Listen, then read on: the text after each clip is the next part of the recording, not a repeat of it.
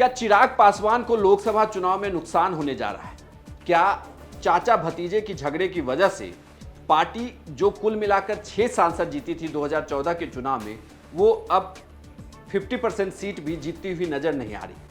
नमस्कार, मैं हूं इंद्रमोहन, आप देख रहे हैं बिहार तक। सीएनएक्स का एक सर्वे आया है। इस सर्वे की माने तो एनडीए को 22 से 24 सीटें मिल सकती है, इंडिया को 16 से 18 सीटें मिल सकती है और अन्य शून्य पर रहेंगे इस पूरे लोकसभा चुनाव में। लेकिन जब आप इस सर्वे को डिटेल में देखेंगे तो उसके अनुसार यहां पर बीजेपी की सीटें तो जहां कम हो जाएंगी, एनडीए की सीटें कम होंगी, वहीं एनडीए के घटक दल यानी कि एलजेपी जो अब 2 हिस्सों में बटी हुई है, एक हिस्सा चिराग पासवान के पास है, दूसरा हिस्सा पशुपति पारस के पास। चिराग और पशुपति पारस दोनों अब एनडीए के साथ हैं। लेकिन कुल मिलाकर जब 2014 का चुनाव था उसमें 17, 17 और 6 सीटों पर इन लोगों ने चुनाव लड़ा था, जिसमें 17 सीटों पर बीजेपी ने चुनाव जीता था, 6 सीटों पर एलजेपी ने भी चुनाव जीता था, 17 सीटों पर जेडीयू चुनाव लड़ी थी लेकिन उसने 16 सीटों पर चुनाव जीता था। 39 योग था एनडीए का।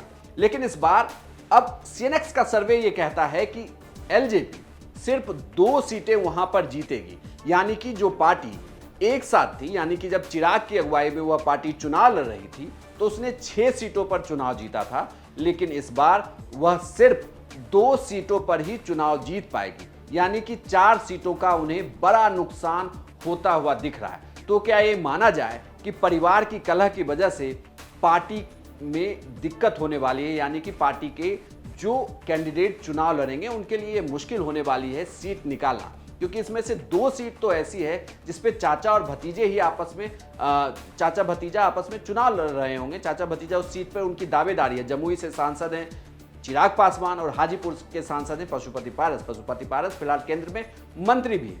अब देखने वाली बात यह होगी कि जो पार्टी 6 सीटों पर 2014 में चुनाव जीती थी उसके सर्वे के अनुसार, यानी कि सीएनएक्स का सर्वे ये कहता है कि वो सिर्फ 2 सीटों पर सिमट के रह जाएगी। वहीं उपेंद्र कुशवाहा की पार्टी को 1 सीट सीएनएक्स का सर्वे दे रहा है और हमको भी 1 ही सीट सीएनएक्स का सर्वे बता रहा है, यानी कि कुल मिलाकर एनडीए जो 22 से 24 सीटों पर जीत हासिल करते हुए दिख रही है, उसमें बीजेपी के बाद अगर बात करें तो सिर्फ 2 सीटें एलजेपी को, 1 सीट उपेंद्र कुशवाहा की पार्टी को और 1 सीट जीतन राम मांझी की हमको जाती हुई दिख रही है। वहीं इंडिया की बात करें तो इंडिया में 7 सीटें जेडीयू को, 7 सीटें आरजेडी को और 2 सीटें कांग्रेस के खाते में जाती हुई ये सर्वे बताती है। ऐसे में कुल मिलाकर देखा जाए तो चिराग पासवान को एक बड़ा नुकसान होगा लोकसभा में। हालांकि चिराग पासवान की पार्टी अभी फिलहाल खुद उस पार्टी में सिर्फ चिराग पासवान ही सांसद है, बाकी 5 सांसद जो हैं वो पशुपति पारस के धड़े के